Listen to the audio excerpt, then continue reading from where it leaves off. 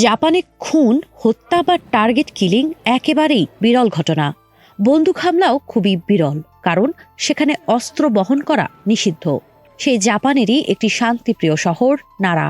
সেই নারা শহরেই জনসভায় ভাষণ দেওয়ার সময় গুলিতে নিহত হয়েছিলেন দেশটির সবচেয়ে বেশি সময় প্রধানমন্ত্রীর দায়িত্বে থাকা নেতা শিনজো আবে। নারার ঘটনা তখন গোটা বিশ্বকে নাড়িয়ে দিয়েছিল। সেই মামলার রায়ে ঘাতকের যাবজ্জীবন দিয়েছেন আদালত। ২০০৭ সালে নাগাসাকি শহরের মেয়র ইচো ইতোকে গুলি করে হত্যা করেছিল গ্যাংস্টাররা। ১৯৬০ সালে জাপানের সোশ্যালিস্ট পার্টির প্রধানকে বক্তব্য দেবার সময় গুলি করে হত্যা করে ডানপন্থীরা। এরকম দু একটা বিচ্ছিন্ন ঘটনা জাপানকে তার শান্তিপূর্ণ দেশের তকমায় কলঙ্ক এঁকে দিতে পারে না, কিন্তু রাজনীতিকে স্তব্ধ করে দেওয়া প্রাক্তন প্রধানমন্ত্রী শিনজো আবের নৃশংস হত্যাকাণ্ডে নড়ে উঠেছিল বিশ্ব। অবশেষে আইনি পরিণতি এলো সেই মামলায়। বুধবার দেশটির আদালত এই হত্যাকাণ্ডে দোষী যুবক টেটসুয়া ইয়ামাগামিকে যাবজ্জীবন কারাদণ্ডে দণ্ডিত করেছে ৩.৫ বছর বিচারের।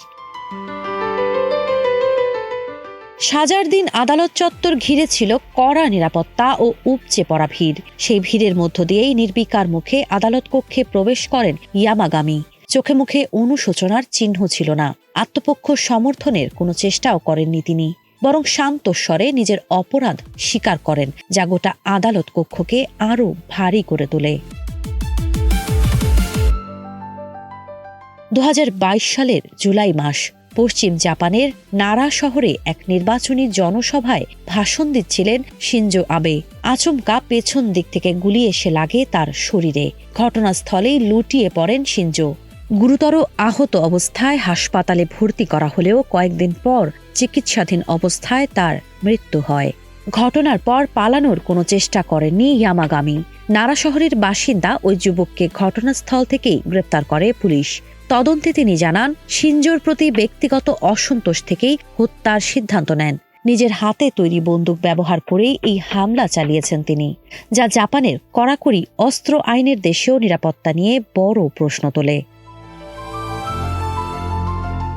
৬৭ বছর বয়সে নিহত শিনজো আবে ছিলেন একজন রক্ষণশীল জাতীয়তাবাদী নেতা। তার নেতৃত্বে লিবারেল ডেমোক্রেটিক পার্টি এলডিপি ২ দফায় ক্ষমতায় আসে। প্রথম দফা ২০০৬ থেকে ২০০৭ স্বল্পস্থায়ী ও বিতর্কে ভরা হলেও ২০১২ সালে তার প্রত্যাবর্তন ছিল অভূতপূর্ব। এরপর টানা ৮ বছর জাপানের প্রধানমন্ত্রী হিসেবে দায়িত্ব পালন করেন তিনি। দ্বিতীয় মেয়াদে আবেনোমিক্স এর মাধ্যমে অর্থনৈতিক মন্দা কাটিয়ে ওঠার চেষ্টা করেন আবে।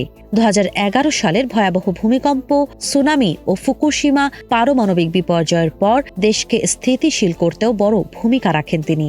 তবে জটিল পাকস্থলীর আলসারের কারণে ২০২০ সালে শেষ পর্যন্ত পদত্যাগ করেন। তার উত্তরসূরি হন ঘনিষ্ঠ মিত্র ইয়োশিহিদে সুগা। শিনজো আবের হত্যাকাণ্ড শুধু একটি প্রাণহানি নয়, এটি জাপানের রাজনৈতিক ইতিহাসে এক গভীর ক্ষত। বুধবারের রায় সেই ক্ষতের গায়ে খানিকটা প্রলেপ দেওয়ার কাজটি করল।